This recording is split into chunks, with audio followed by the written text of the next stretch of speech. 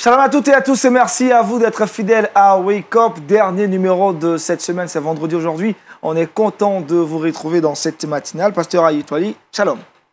Bonjour Agnès. Vous allez bien? Très bien, merci. Merci d'être avec nous ce matin. Laetitia, bonjour. Bonjour Agnès et bonjour à tous. On va aussi bien. Hein? Tout va bien. Notre invité du jour, Kazimi Kwasi, il est journaliste promoteur de la vision Éclat de gloire. Shalom. Shalom Agnès. On va bien? Oui, ça va. Dieu. Gloire à Jésus-Christ. Merci d'être avec nous ce matin. Merci. Avec notre invité du jour, nous parlerons de la musique chrétienne en Côte d'Ivoire de 1971 à 2021. C'est un parcours. 50 ans que cette musique chrétienne existe en Côte d'Ivoire. Oui, ça fait 50 ans, par la grâce de Dieu. Et ça a commencé en 1971. Et nous sommes en 2021. C'est clair. Et la musique chrétienne moderne vit. On la sent en Côte d'Ivoire. C'est vrai que il y a, on peut dire certaines choses, il y a des ratés ici et là, mais elle vit, elle existe, et elle a son essence, elle a son caractère qui est sacré, qu'il faut peut-être considérer davantage, qu'il faut préserver. On aura le temps d'en parler, restez avec nous si vous voulez en savoir davantage sur la musique chrétienne en Côte d'Ivoire, depuis sa naissance jusqu'à maintenant. Laetitia avec toi, dans Culture Actu et Trickbox. Aujourd'hui, dans Culture Actu, on parlera cinéma, ça sera proposition de films pour vous chez le téléspectateur. Et dans le Trickbox, on donnera quelques astuces pour raviver la couleur de nos vêtements noirs. Super. À présent, prenez vos différentes bibles, vos carnets de notes, mais aussi vos stylos. Nous allons méditer ensemble et c'est maintenant.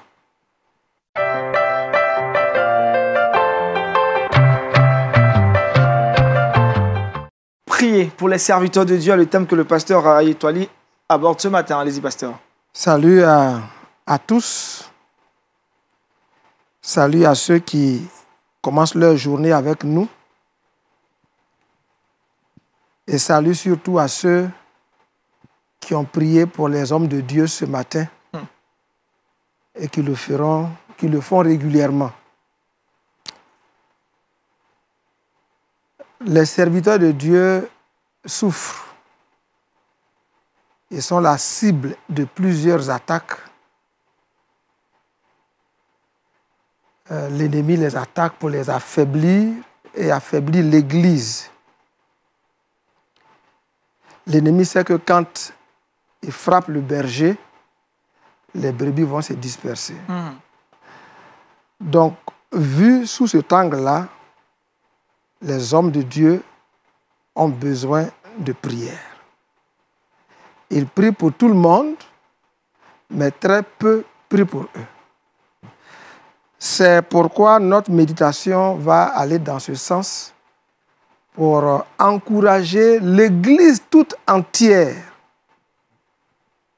à prier régulièrement pour les serviteurs et les servants de Dieu dans le monde entier. Notre texte de base est tiré de Actes des Apôtres, chapitre 12, versets 1 à 11. Je vais lire.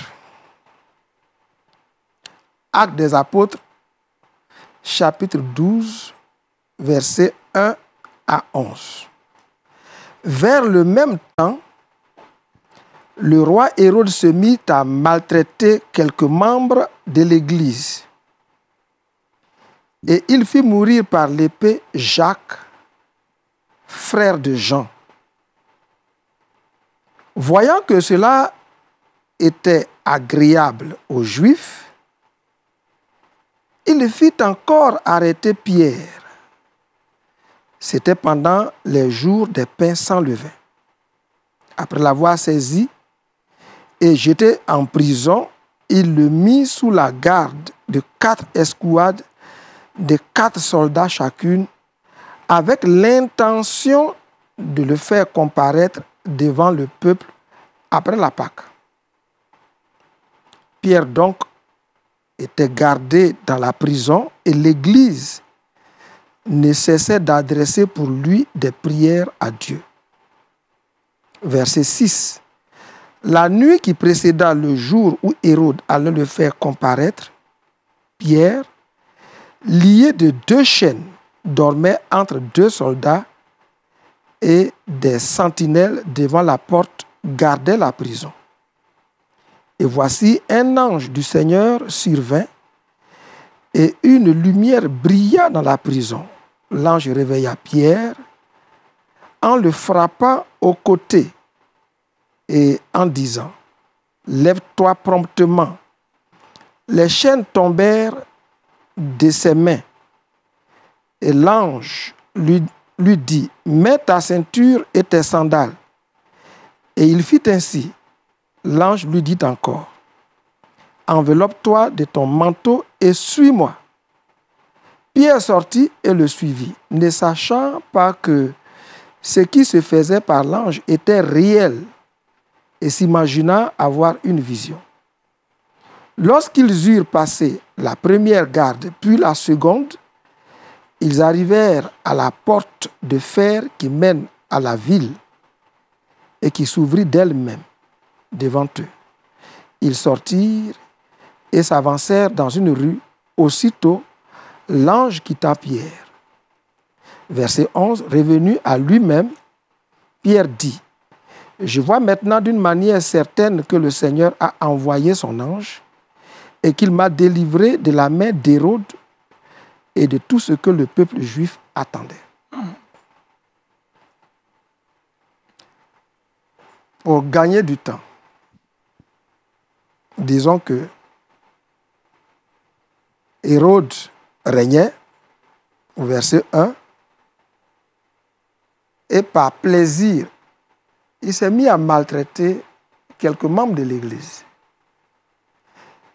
Il arrête Jacques, frère de Jean, serviteur de Dieu, et il le fait mourir par l'épée.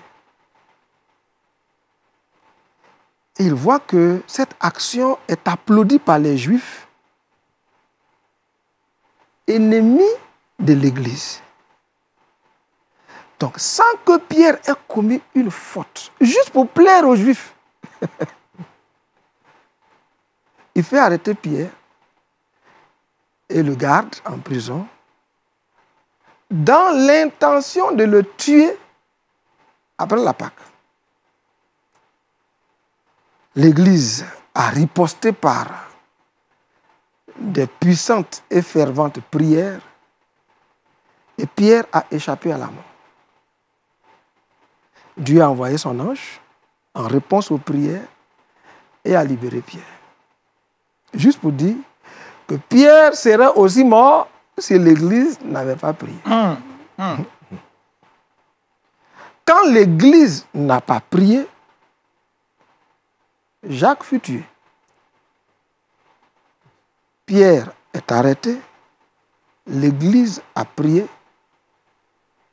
et Pierre a échappé à la mort. Merci à ceux qui prient régulièrement pour les hommes de Dieu. Mais j'encourage toute l'Église à prier régulièrement pour les serviteurs de Dieu. Nous souffrons et les hommes de Dieu, les femmes de Dieu souffrent avec leur famille. Il y en a qui sont malades, mais de maladies professionnelles. On s'échange des microphones. Le pasteur parlait de groupes musicaux. Quand le groupe musical finit de chanter, qui a la tuberculose là-bas, qui tousse, le pasteur prend le même microphone. Bref, mais pour dire, je pourrais vous donner la liste, une longue liste d'hommes de Dieu qui ont souffert gratuitement. Job est tombé malade, pas parce qu'il était pécheur, mais parce qu'il était intègre. Et le diable a décidé de le défier. Beaucoup de pasteurs sont aujourd'hui malades, font des accidents, ont des fractures, parce que Dieu est fier d'eux, de leur travail, et le diable a décidé de les attaquer. Il faut que l'Église prie. Job n'avait rien fait de mal.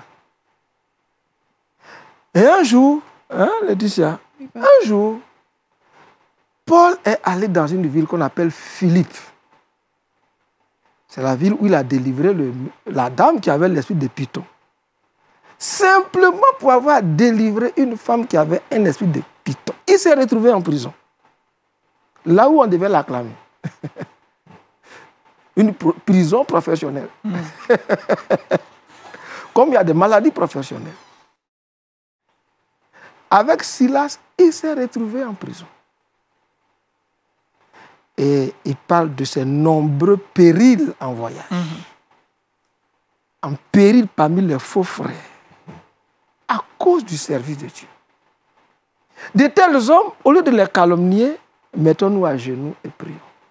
Beaucoup d'hommes de Dieu sont morts dans des accidents simplement parce que le diable voulait les exterminer pour affaiblir l'Église. Le diable sait que tant que les hommes de Dieu sont forts et qu'ils peuvent galvaniser les foules, mobiliser les foules à l'évangélisation, l'Église sera forte.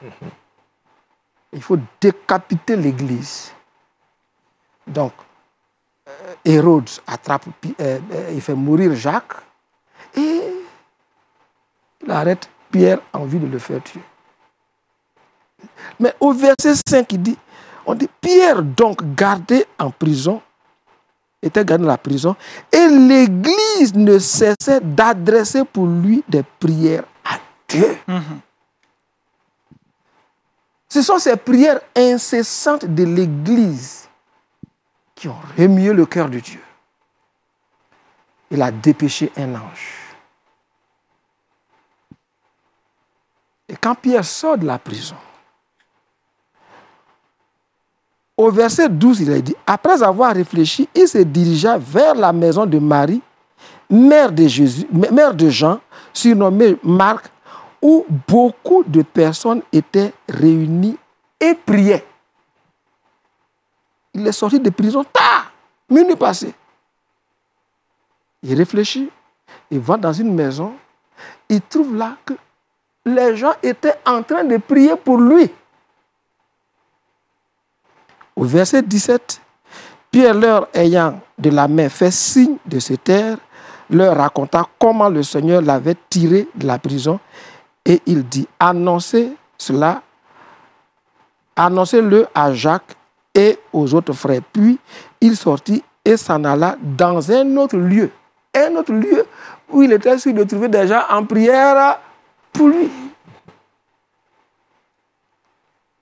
Merci à tous ceux qui prient pour moi, et à tous ceux qui prient pour les hommes de Dieu.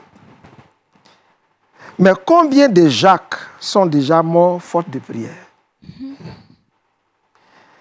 Et combien de Jacques sont programmés pour la mort et qui vont mourir faute de prière? Vivement que les prières des saints sortent les Jacques et les Pierres de prison. Il y a des hommes de Dieu qui sont sur des champs de mission très compliqués. Des zones très sensibles qui n'ont personne pour prier pour eux. Nous prions pour nos biscuits. Seigneur, donne-moi des biscuits. Seigneur, je veux me marier. Seigneur, je veux voyager. Donne-moi un passeport. Ajoutez à vos listes les hommes de Dieu. Ils sont dans des zones hostiles à l'évangile, dans des pays hostiles. Et puis, pour leur famille, imaginez à quel point devrait être la maladie de Job quand sa femme lui dit, au stade où les choses sont arrivées, maudit Dieu et meurt. C'est-à-dire, mourir était une solution pour elle. Donc les épouses des serviteurs de Dieu souffrent. Les enfants des serviteurs de Dieu souffrent. Et je voudrais que, inspirés par cette histoire, nous prions chaque jour pour ceux qui seraient en difficulté quelque part. Ceux qui seraient persécutés, ceux qui seraient malades, ceux qui seraient torturés, ceux qui seraient en prison à cause de l'évangile. Ceux qui seraient malades à cause de l'évangile. Ceux qui sont attaqués par des démons à cause de l'évangile. Ceux qui sont attaqués par les sorciers parce qu'ils sont arrivés et leur charisme trouble leur tranquillité. que Dieu réveille l'Église. Amen. Et que dans son programme, elle prévoit des jours, des nuits de prière pour les hommes de Dieu. Amen. Amen. Que chaque église prie pour son pasteur, ses évangélistes, ses prophètes, ses docteurs. Amen. Dieu en sera réjoui. Amen. Amen. Merci au pasteur Ayetwali, une exhortation, une interpellation à pouvoir prier pour les serviteurs de Dieu. Merci pasteur. Frère Kazimi Kwasi, c'est vrai, il faut prier pour les serviteurs de Dieu. Autrement, on dirait qu'il faut prier aussi pour les chantres, pour ces personnes qui sont au devant de scène et qui mettent en avant l'évangile par la musique. Justement, je voudrais dire merci au pasteur Ayetwali. Je pense que ce genre de message-là doit être constamment prêché à l'église. Parce qu'aujourd'hui, ce à quoi on assiste, c'est beaucoup plus d'autres sujets qu'on développe. D'autres thèmes, n'est-ce pas, qu'on développe, qui mettent peut-être chacun d'entre nous au centre.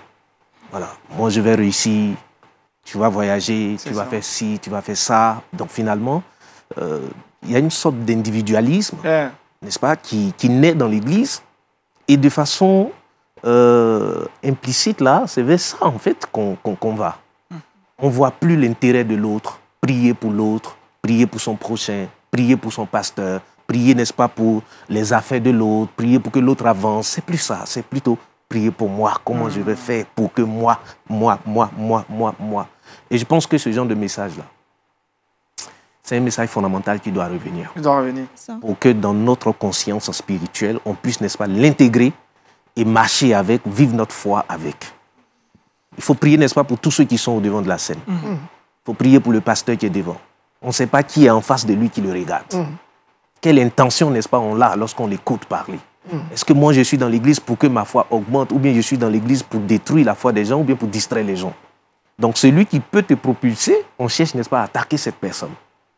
Les chantres qui sont au devant de la scène, qui chantent pour faire vivre, n'est-ce pas, l'église, pour faire vivre la présence de Dieu.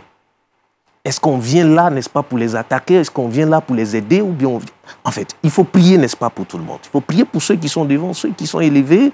Il faut prier, n'est-ce pas, pour eux. Laetitia, une question, pasteur. Merci, Kazimi. Pas spécialement, mais au travers du message que le pasteur vient de donner, franchement, il a tiré la sonnette d'alarme pour nous demander vivement de prier pour tous ceux qui sont au devant de nous. Nos pères spirituels même, c'est très rare qu'on arrive généralement à prier, mais je pense qu'au sorti de ce moment-là, c'est une résolution que chacun de nous va prendre. Voilà. Merci, pasteur. En tout cas, vous nous avez parlé de la prière pour les serviteurs de Dieu ce matin. Nous en sommes conscients. Vous allez donc prier pour les serviteurs de Dieu ce matin. Je pensais que c'est vous qui alliez prier pour nous, les serviteurs de Dieu. On va tous prier certainement pour vous ce matin. Vous êtes le lead de la prière. Non, moi, je préfère que Laetitia prie pour nous, les serviteurs de Dieu. N'est-ce pas, hein, Laetitia? Exceptionnellement aujourd'hui. Exceptionnellement. Exceptionnellement, le pasteur le demande. Mets-toi dans la peau de tous les auditeurs et puis sois leur porte-parole pour que vous puissiez prier, comme tu l'as si bien dit. Laetitia va prier alors. Aujourd'hui, exceptionnellement, Laetitia va prier pour les serviteurs de Dieu partout dans le monde entier. Combien tu veux que je prie? Quand la tête est là, le jeune ne porte pas chapeau. Notre Dieu et notre Père, à travers les Écritures, à travers l'histoire de Jacques qui est mort et de Pierre qui a échappé à la mort, nous avons vu que si l'Église prie, beaucoup de pièges du diable contre les serviteurs de Dieu, les servants de Dieu, ceux qui sont au devant de la scène dans l'Église, pourraient être déjoués. Je te recommande l'Église dans son entièreté. Que des groupes d'intercession se forment pour soutenir tes serviteurs. Que ceux qui ont compris notre méditation de ce matin s'organisent en intercesseurs, individuels ou par groupe, pour déjouer les autres plans d'Hérode, de l'Antéchrist, des ennemis de l'Église, afin que nos pasteurs soient en bonne santé. Amen. Nos pasteurs soient pleins de vitalité pour prêcher. Nos pasteurs soient guidés par l'Esprit, échappent aux tentations dans lesquelles ils pourraient tomber et causer un grand scandale dans l'Église. Nous voulons une Église forte, conduite par des pasteurs forts pour relever de grands défis. Rends l'Église consciente de sa responsabilité de prier pour les hommes de Dieu, les femmes de Dieu. Au nom de Jésus. Amen. Amen. Amen. Priez pour les serviteurs de Dieu. Belle exhortation du pasteur Ayetwali. À présent, parlons culture chrétienne avec Laetitia dans Culture Actu.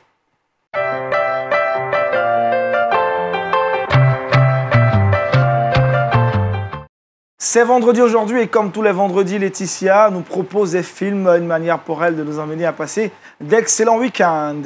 Effectivement, comme à l'accoutumée, aujourd'hui c'est vendredi, c'est jour de cinéma, voilà. On va passer un excellent week-end avec ce film que je viens vous proposer aujourd'hui, chers téléspectateurs. Alors, c'est un film qui a été réalisé par deux frères, Andrew et John Erin. Ils sont réalisateurs, scénaristes et producteurs de cinéma évangélique américain. Ils sont à l'origine de plusieurs films chrétiens qui ont aujourd'hui, voilà, qu'on a vu la plupart du temps sur nos écrans. Hein. On en a parlé plusieurs fois sur ce plateau. Il y a de nombreux films qu'ils ont produits pour nous emmener justement à véritablement nous rapprocher du Seigneur Jésus-Christ. Et le film que je souhaiterais proposer aujourd'hui s'appelle La Voix du Pardon, qui est sorti en 2018 et qui est devenu succès au box-office. Alors, ce film-là, c'est l'histoire vraie de Bart Millard, qui va rencontrer des difficultés durant sa vie d'enfance.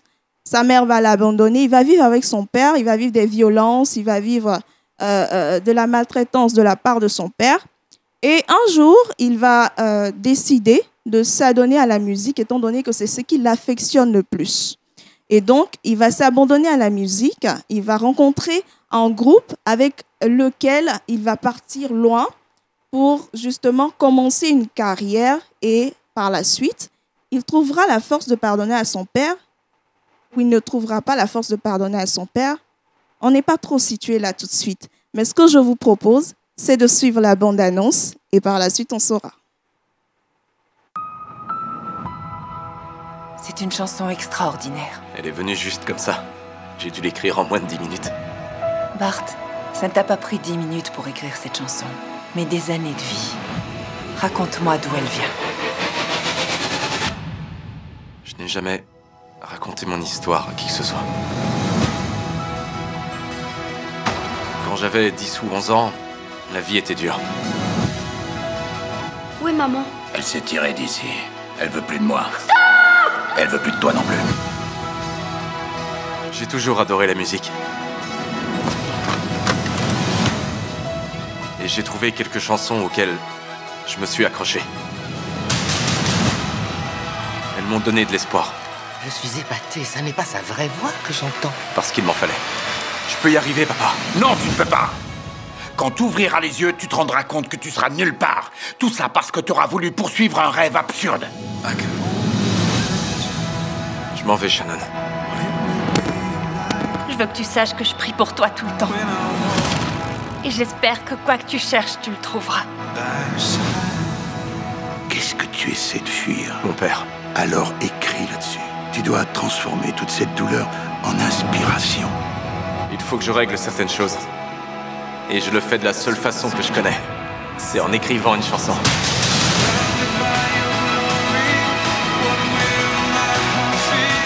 T'as faim? J'ai mis la table. Ça veut dire quoi, ça? Je veux réparer mes erreurs. Celles qui t'ont fait souffrir.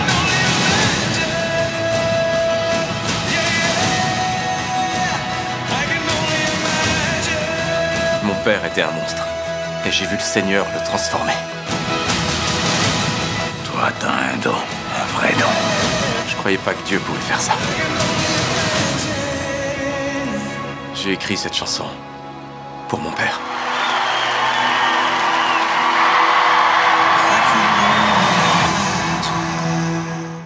La Voix du Pardon.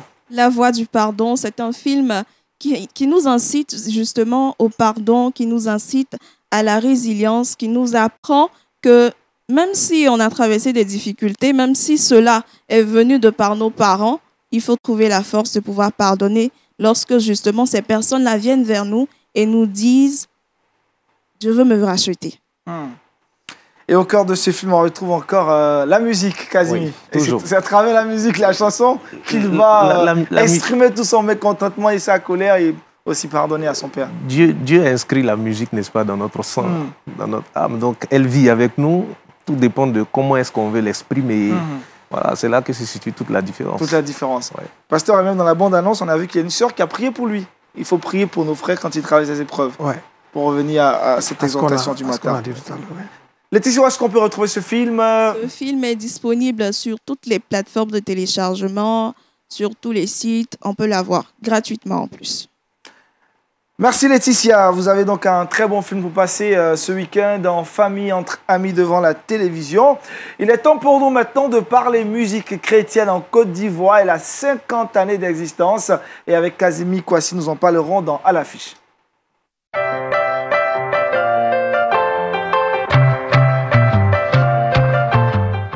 Pour rappel, notre invité du jour, Casimir Kouassi, est journaliste, promoteur de la vision Éclat de gloire. Il nous en dira un peu plus sur cette vision. Avec lui, nous parlerons de la musique chrétienne en Côte d'Ivoire de 1971 à 2021. Avant d'aborder donc le sujet du jour, c'est quoi Éclat de gloire et depuis combien d'années Éclat de gloire existe? Quelle est la vision et la mission d'Éclat de gloire?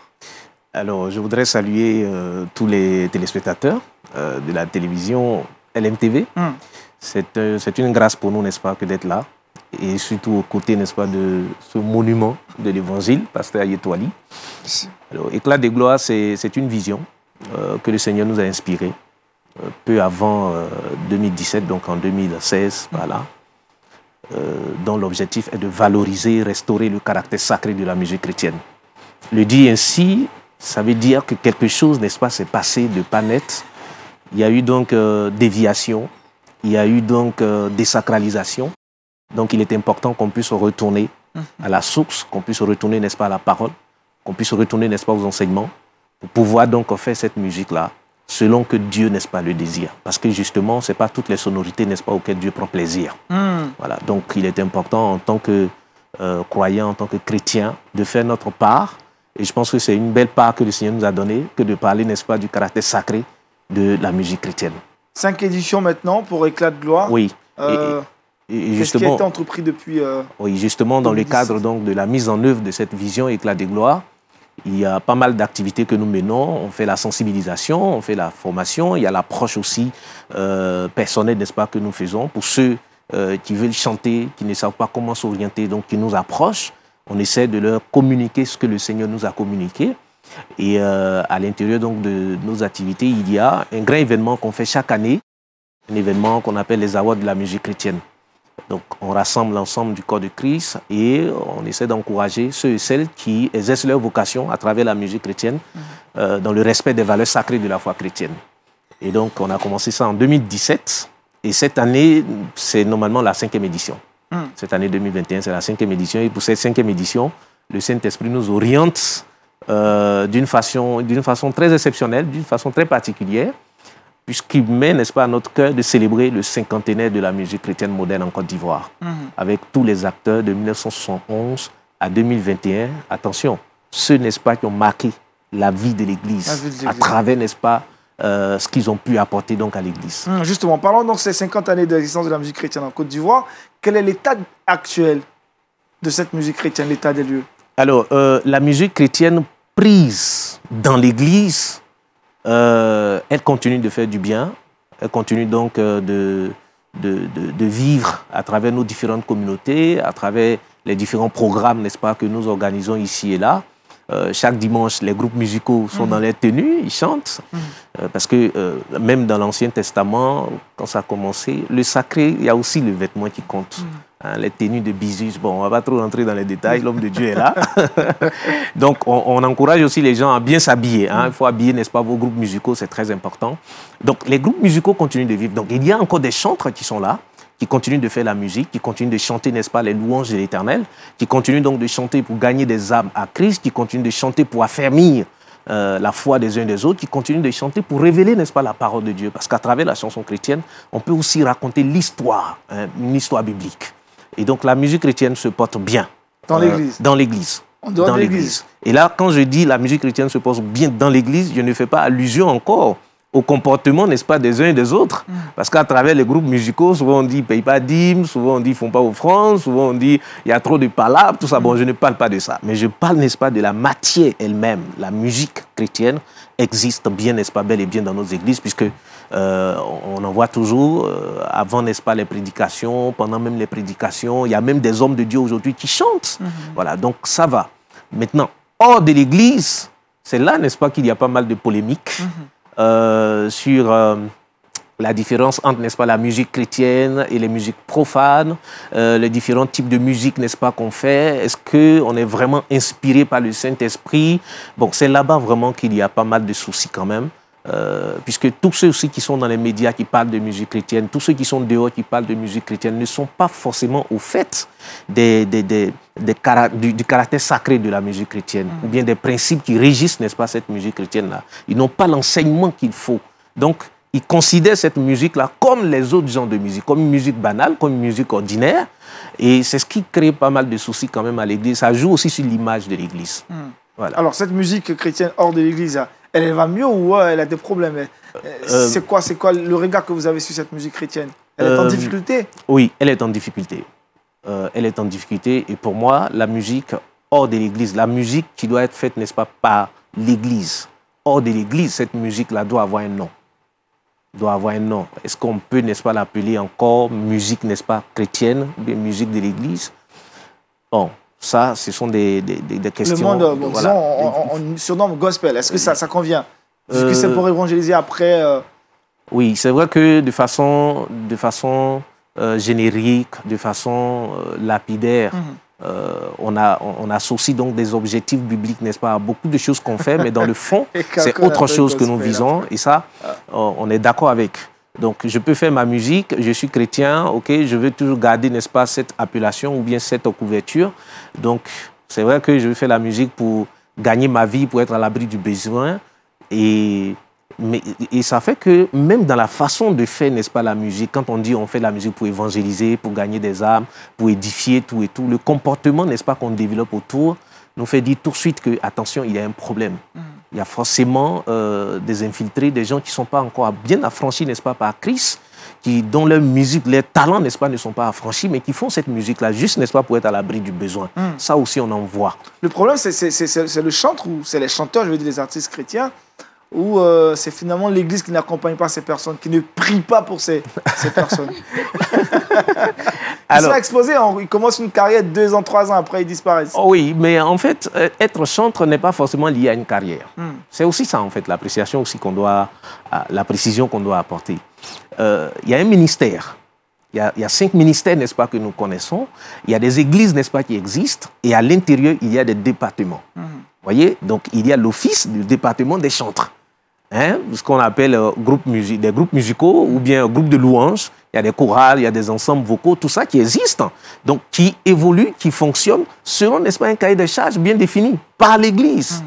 Voilà, c'est l'Église, n'est-ce pas, qui désigne tel et tel. Bon, à partir d'aujourd'hui, toi, tu es chantre, vous êtes dans le groupe musical, vous chantez, vous accompagnez donc les différents programmes, le culte.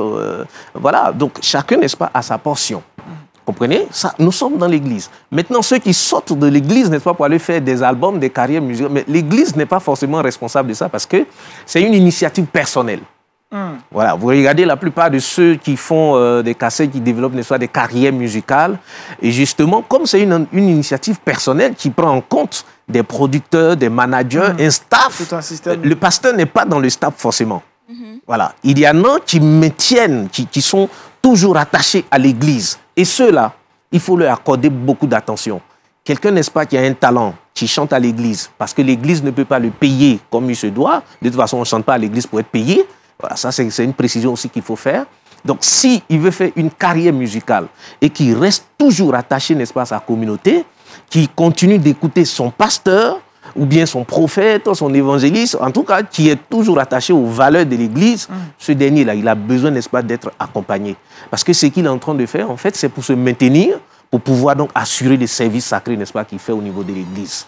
Mais ceux qui se détachent carrément de l'Église et qui sont hors de l'Église, qui mènent leur carrière, et puis, souvent, quand ça ne va pas, on cherche donc à incriminer le pasteur ou l'Église pour dire l'Église ne nous soutient pas. Mais comment l'Église peut vous soutenir si vous-même, vous ne contribuez pas à la vie de l'Église? Alors, en 50 années, quelles sont les grandes périodes, les grandes dates de la musique chrétienne moderne? Alors, selon l'histoire, les choses ont commencé de façon formelle avec le pasteur Moussa Diakité, qui a une longévité extraordinaire. Quand je dis longévité, il parle du ministère, parce que bon, la longévité d'âge, ça appartient, n'est-ce pas, au Seigneur. Voilà. Donc, 1971, il a enregistré la première cassette d'inspiration chrétienne en Côte d'Ivoire. Et depuis lors, il est resté, n'est-ce pas, rattaché aux valeurs sacrées de la foi chrétienne, la crainte de Dieu. Il continue de servir à l'Église. Là même, il est pasteur. Donc, il continue ses enseignements et il est encore en vie. Nous bénissons le nom du Seigneur. Après lui, il y a eu d'autres groupes donc, qui sont nés. Il y avait des groupes même déjà constitués dans l'Église, mais qui ont commencé aussi, n'est-ce pas, à mettre sur support des chansons. Et ces groupes-là sont toujours restés rattachés à l'Église parce que justement, l'objectif en ce moment-là, le but en ce moment, c'était de chanter, de présenter Christ. C'était de présenter Jésus au monde. Comprenez, à travers la musique. C'était d'accompagner, n'est-ce pas, la vie des chrétiens qui venaient les dimanches, de les accompagner en semaine tout le temps, en écoutant donc les cassettes et autres. Vous voyez, c'était pour fortifier, n'est-ce pas, la foi des gens. C'était ça l'intérêt. C'était un intérêt purement spirituel. Vous comprenez? Et il y a plusieurs groupes donc, qui ont pu assurer donc, ce canevas de musique chrétienne auquel on a pu assister donc, de 1971 jusqu'à une certaine époque, dans les années 80, 90. À partir de 90, on commence donc à parler maintenant d'industrie musicale. Nouvelle génération. Voilà, on commence à parler d'industrie, on commence à voir les producteurs. On commence à parler de managers, on commence à parler, n'est-ce pas, d'arrangeurs, on commence à parler, en fait, de tous les corps de métier qui sont rattachés, donc, à la musique d'inspiration chrétienne. Et c'est à partir de là que les objectifs vont commencer à changer. C'est vrai que l'objectif fondamental de présenter Christ, de chanter les louanges de Dieu, de gagner des âmes, était là, mais en même temps, il y a eu, n'est-ce pas, d'autres objectifs qui se sont greffés, puisqu'on parle d'industrie, donc, du coup, il faut créer, n'est-ce pas, un système commercial, il faut créer un système marketing pour pouvoir vendre cette musique-là, pour pouvoir faire vivre cette musique et aussi en vivre. Voilà. Il y en a, n'est-ce pas, qui ont su quand même garder la foi, qui ont su garder le cap, qui ont à la fois servi à l'Église et qui ont développé leur carrière musicale. On peut citer des noms, mais bon, on ne veut pas citer les contemporains. Et après, il y a ceux, n'est-ce pas, qui ont pris goût, qui ont compris que faire la musique chrétienne, en fait, pouvait nous mettre à l'abri du besoin. Faire la musique chrétienne en tant que showbiz pouvait, n'est-ce pas, nous mettre à l'abri du besoin. Et comme l'Église n'est pas, ne nous donne pas forcément ce qu'on veut, donc les gens se sont consacrés plutôt, n'est-ce pas, à leur carrière musicale. Et là, ils sont sortis de l'Église. Ils sont sortis de l'Église. Ils ne sont plus revenus, n'est-ce pas, à l'Église. Ils sont restés dans les médias, ils sont restés rattachés, n'est-ce pas, à leurs producteurs, à leurs managers. Ils ont commencé, n'est-ce pas, à signer de gros contrats. Ils ont commencé à faire des spectacles, ils ont commencé à faire des tournées. Donc, ils n'avaient plus de dimanche pour l'Église. Ils n'avaient plus de dimanche pour le service sacré. C'était désormais la carrière musicale ou rien. Et dès cet instant, vous voyez que le principe fondamental qui fait qu'on est chantre de l'Éternel, parce que le chantre est établi, n'est-ce pas, pour servir à l'Église. C'est pour ça que le Seigneur a suscité donc le roi David pour instituer donc l'office des chantres. C'était, n'est-ce pas, pour le service sacré. Vous voyez, quand on prend, n'est-ce pas, les Lévites, c'était pour le service sacré. Donc, ils servaient, n'est-ce pas, dans le temple du lundi, on va dire du lundi au lundi. Et c'était normal que l'Église puisse, n'est-ce pas, les prendre en charge, ceux-là. Puisque si du lundi au lundi, je te donne tout mon temps, il faut que je paye mes factures, il faut que je mange, il faut que je vive. Et donc, il y a un décret qui a été pris pour qu'on puisse prendre en charge les chantres de l'Éternel. Ça, c'est normal. Mais depuis l'industrialisation donc, de la musique, les gens sont sortis de l'Église, ils ne sont plus revenus. Et même ceux qui sont aussi restés, n'est-ce pas, dans l'église, qui faisaient leur musique, mais en même temps aussi qui servaient à l'église, bon, ce n'est pas tout le temps aussi qu'ils sont à l'église. Donc l'église ne les embauche pas. Ne les embauche pas. Voilà, l'église ne les embauche pas. Donc du coup, l'église n'est pas responsable de leur vécu social. Voilà, ce qu'il faut comprendre. Parce qu'aujourd'hui, beaucoup pensent que c'est l'église qui doit s'occuper, n'est-ce pas, de tous ceux qui interviennent dans le service sacré, dans le culte. Parce que j'ai chanté à l'église, donc du coup, on doit me payer. Parce que je fais service d'ordre, donc on doit me payer. Parce que je suis, je viens faire une activité, une action, un service ponctuel, on doit me payer. Parce que le pasteur, c'est lui seul qui prend tout l'argent. Vous voyez, c'est des pensées comme ça qu'on entend. Et on oublie que nous sommes tous des adorateurs et que autant que nous sommes, chacun, n'est-ce pas, a sa part de responsabilité dans le culte. Dans le culte. Donc, pour ta responsabilité devant le Seigneur, tu n'as rien à réclamer, n'est-ce pas, à qui que ce soit. C'est clair. Les églises dans lesquelles on prend en charge tous ceux, n'est-ce pas, qui font un service quelconque dans l'église, c'est des églises qui sont, on va dire, financièrement assises. Mais là encore, c'est une décision, n'est-ce pas, personnelle hein, des dirigeants qui décident donc de peut-être maintenir ces différentes personnes à leur poste en les encourageant, en leur donnant quelque chose. Mais je veux dire, bibliquement, c'est pas approuvé, c'est pas fondé. Voilà. Donc, pour ce qui concerne donc la musique chrétienne, l'industrialisation, pour ceux qui sont partis, c'est vraiment dommage parce qu'on ne peut pas être chantre en dehors de l'église. Alors, qu'est-ce qui reste encore à faire dans ces 50 années aujourd'hui? C'est quoi les gros défis, les gros chantiers pour la musique chrétienne moderne? Déjà, le seul défi, il faut que tout le monde revienne, n'est-ce pas, à l'origine. Il faut que tout le monde revienne, n'est-ce pas, à la racine. Il faut que tout le monde revienne au sacré. Il faut que tout le monde, tous ceux qui disent qu'ils sont chantres de l'Éternel, on doit être capable, n'est-ce pas, de les identifier au sein d'une communauté locale. Tous ceux qui disent qu'ils sont chantres de l'Éternel, on doit être capable de les identifier dans une communauté locale. En dehors de ce critère, de ce principe, que ne nous dise pas qu'on est chantre de l'Éternel. Voilà. Il y a un autre nom, n'est-ce pas, qui convient, n'est-ce pas, à cela. Quelqu'un, n'est-ce pas, qui s'attache, n'est-ce pas, à sa carrière musicale, qui fait la musique, il vit de ça. Il réclame, n'est-ce pas, ses contrats, ses cachets, etc. Et on ne le voit dans aucune église, n'est-ce pas, pour servir à l'église. Celui-là, c'est un métier, n'est-ce pas, qu'il est en train de faire. Et le nom qui correspond à ce métier, c'est le métier d'artiste, chanteur chrétien. Chanteur chrétien, pourquoi? Chrétien parce que, bon, il a sa foi, il chante, n'est-ce pas, il chante Jésus, il chante, voilà, il chante des sujets qui sont liés donc à la foi, tout ça. Voilà, donc, et puis, on peut dire ça, on peut dire les artistes chanteurs chrétiens. Il n'y a pas de problème parce que, bon, pour lui, il fait une œuvre d'évangélisation, il fait une œuvre d'édification, tout et tout. Donc, voilà, et puis il est préoccupé, n'est-ce pas, par sa carrière. Il n'a pas besoin, n'est-ce pas, de s'attacher, n'est-ce pas, à une église. Donc, lui, il évolue de façon... J'ai entendu quelque part qu'il y a des chantres indépendants. C'est quoi ces appellations, chantres indépendants? Ça ne veut rien dire du tout. Chantre indépendant, je suis indépendant, je chante les louanges de l'Éternel. Dans les médias, je chante les louanges de l'Éternel. Dans la rue, je chante les louanges de l'Éternel. C'est ça, donc je suis indépendant. Pasteur Ayetouali est là. Donc le gros défi. C'est eux, n'est-ce pas, qui nous ont enseigné. C'est eux, n'est-ce pas, qui prêchent l'évangile. Est-ce que, n'est-ce pas, ces conceptions qu'on a, et on essaie, n'est-ce pas, de se conforter avec, on s'appelle, n'est-ce pas, chantre, est-ce que cette appellation convient, n'est-ce pas, à tous ceux qui sont hors de l'Église, qui continuent de se faire appeler chantre?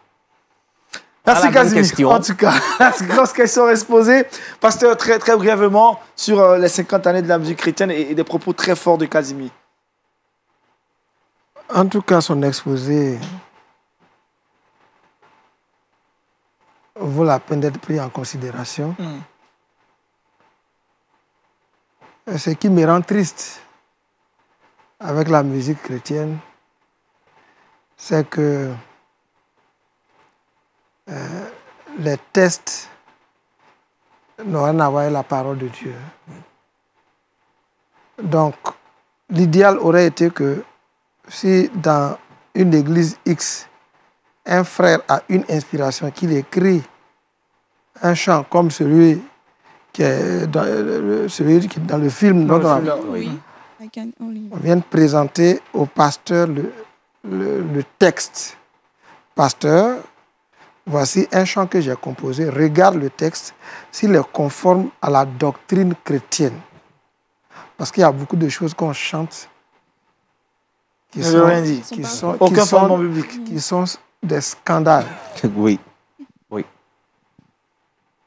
Ça ne veut rien dire. C'est donc un gros défi aussi, Casimir. Oui, justement. La composition, les textes. C'est pourquoi il dit qu'il faut revenir au sacré. Au sacré. Faut revenir. Au sacré, c'est les textes, il a cité des personnes, les textes du pasteur Moussa Diakité, les textes du pasteur Daniel Kambou n'ont rien à voir avec les textes d'aujourd'hui. Est-ce qu'il ne faut pas s'adapter aussi non, pour pouvoir gagner des âmes? Est-ce qu'il ne faudrait pas avoir des textes ou des messages si on s'adapte, la parole de Dieu reste la parole de Dieu. Je te donne un exemple. Quand quelqu'un écrit un texte que nous chantons tous dans les églises, Jésus a marché sur l'eau sans bateau. Et si Jésus devait marcher sur l'eau avec le bateau, ça se passerait comment? Il marche là et le bateau est à côté. Parce que s'il est dans le bateau, c'est qu'il ne marche plus sur l'eau. Mais ça, c'est une question ça ne veut rien dire. Ça, c'est la syntaxe française maintenant. C'est une question de composition. Ça ne veut rien dire. D'accord. C'est bien compris. Donc, beaucoup de défis à relever, mais le seul, finalement, revenir au sacré. Le seul. C'est le seul. Et tous les autres vont... Voilà, justement. Les sacré. Qu'on chante Dieu. Qu'on chante Dieu. Un chant comme « Cette année, c'est mon année », ça ne veut absolument rien dire. Un chant ne peut pas chanter ça. S'il chante pour Dieu, il ne peut pas chanter lui son année. Il doit chanter l'année de Dieu. Wow. Et nous sommes très sensibles à cela. Cette année doit être l'année de Dieu, l'année de la gloire de Dieu, l'année du réveil spirituel. Mais cette année, c'est mon année, ça veut dire quoi? Mais est-ce que, pasteur, c'est pas relativement à ce qu'on entend dans nos différentes églises en fonction des messages qui sont prêchés que voilà. Les gens s'en inspirent aussi. Voilà. Bon, les artistes, le pasteur peut prêcher et dire chrétien. Tu as échoué plusieurs années. Cette année, bats-toi pour que tu accomplisses les plans de Dieu. Mais quand le chantre va maintenant chanter ça, il ne chante pas. Le chantre, il valorise Dieu. C'est le griot de Dieu. C'est ça. Il étale les qualités de Dieu. Donc, il doit dire ce que Dieu va faire pour que lui, il gagne. En cette année. En cette année. D'accord. Si le compositeur vient me voir, je vais dire arrange comme ça, comme ça, comme ça. Là, quand on lit les textes sur les aides de la foi, chant de victoire, c'est profond. Aujourd'hui. Merci, pasteur. En tout cas, on peut faire des heures et des heures de conférence avec Casimir, le pasteur. On va s'arrêter là. On n'a plus assez de temps. On va retrouver très, très rapidement Laetitia dans le Trickbox.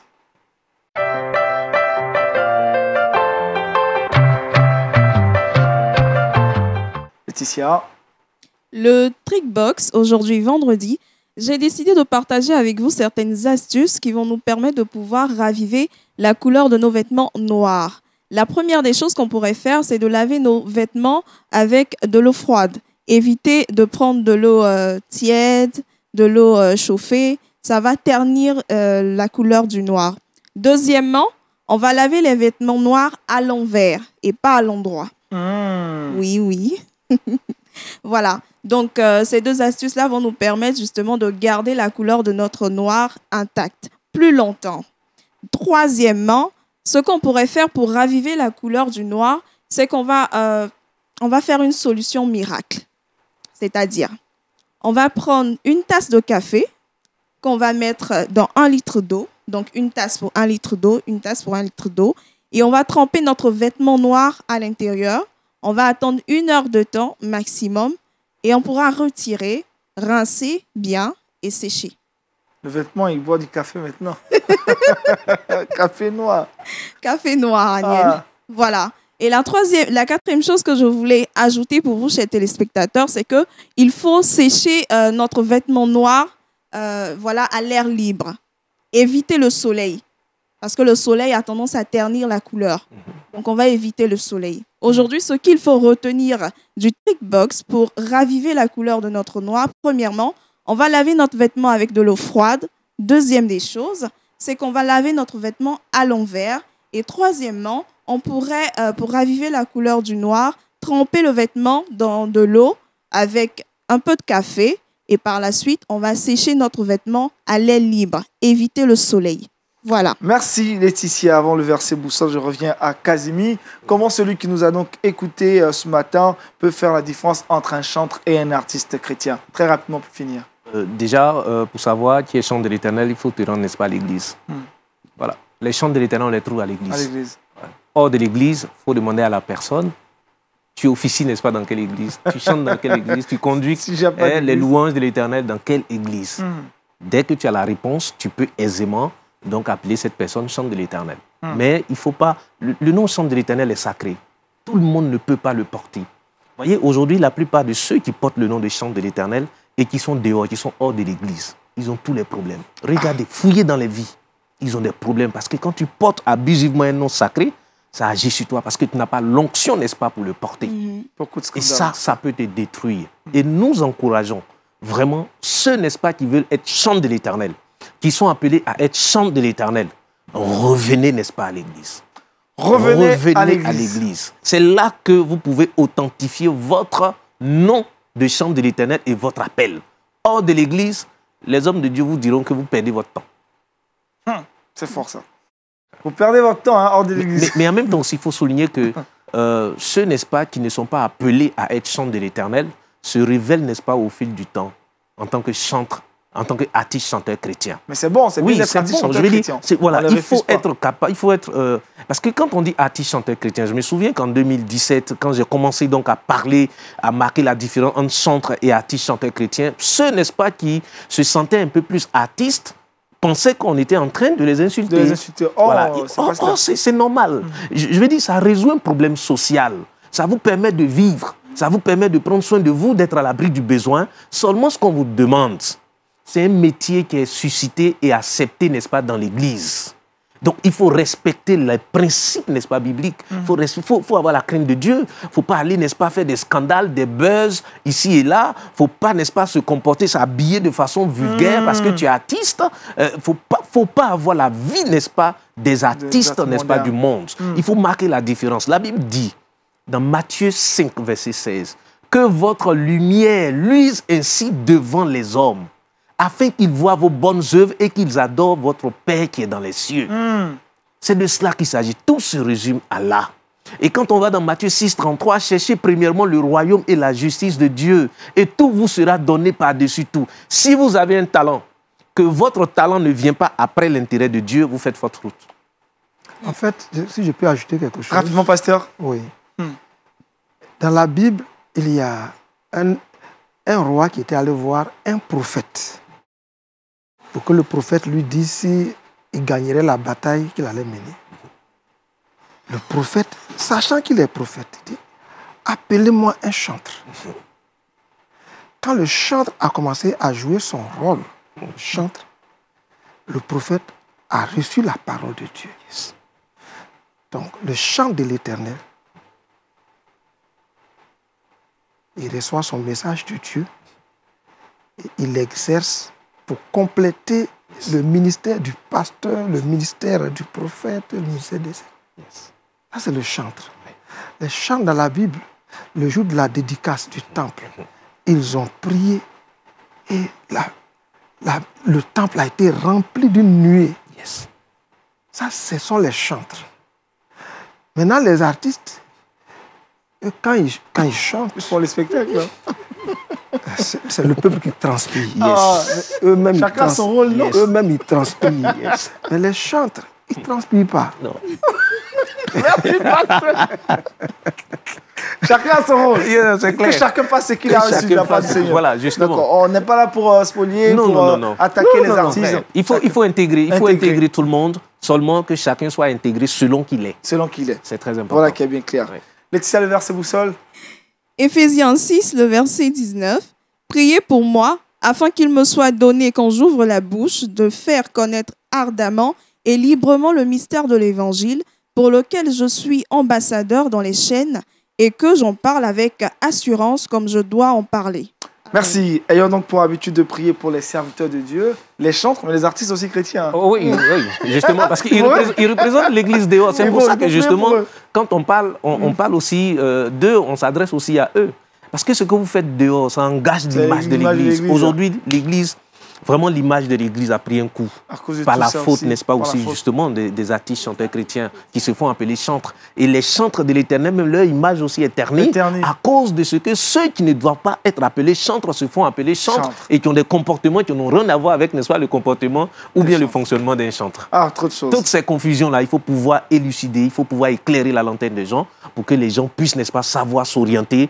Ceux même qui sont les acteurs, qui sachent s'orienter, et ceux aussi, n'est-ce pas, qui consomment ce que les uns et les autres font, qu'eux aussi sachent, n'est-ce pas, apprécier. Merci Kazimi. En tout cas, ça a été très instructif. On espère vous retrouver très bientôt pour un autre sujet en rapport avec les chantres et les artistes chanteurs chrétiens. Merci au pasteur Ayé. On a été bénis. On va prier désormais pour vous et pour tous les serviteurs de Dieu, pour les chantres et les artistes chrétiens, aussi chanteurs. Merci à Laetitia. Merci à toute l'équipe de réalisation de cette émission. Ce soir, 20h, vous retrouverez Claudia dans Point d'accord. Demain, 11h30, Horizon Jeune, 17h, vous serez avec Daniel Kragby dans Sans Façon. N'oubliez pas le culte en live à 19h30. Dieu vous bénisse. Excellente suite de programme sur LMTV. La vie chez vous.